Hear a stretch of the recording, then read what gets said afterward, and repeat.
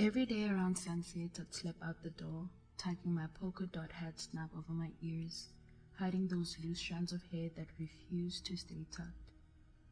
I stuck to dark-colored clothes, my green pants or sometimes a black hoodie, and took the same route lined with houses and abandoned buildings toward the edge of the park.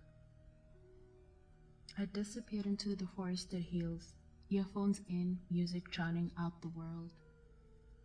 My feet moved with the familiar rhythm, tracing every dip and turn in the path until I reached my spot, a large flat rock. Cold and solid, it was my sanctuary, cradled by tall, whispering trees. I sat there every evening, watching the sun dip below the horizon. Sometimes I'd snap a picture, trying to catch the fading orange and purple hues painting the sky. Then I'd light my blunt, the embers glowing dimly in the dusk as smoke curled lazily around me.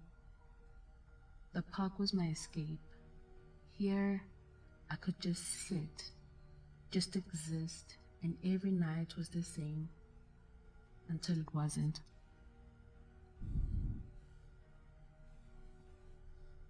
Small talk with strangers made my skin crawl.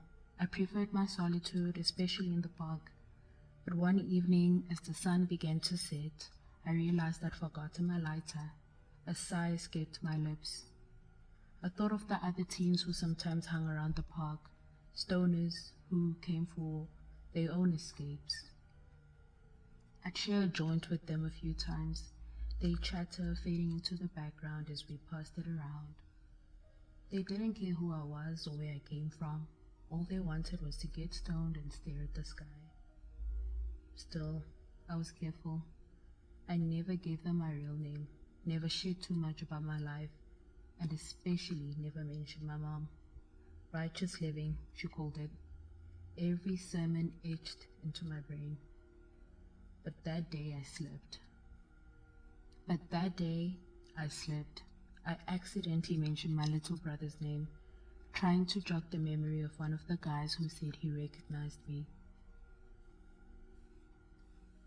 A few days later, I was back at the park, my earbuds in, clutching a smaller bag. I'd lost my usual one recently. As I neared my rock, a white car cruised past, slow and deliberate. My stomach tightened as the passenger rolled down their window, leaning out slightly. Didn't I see you walking past here the other day?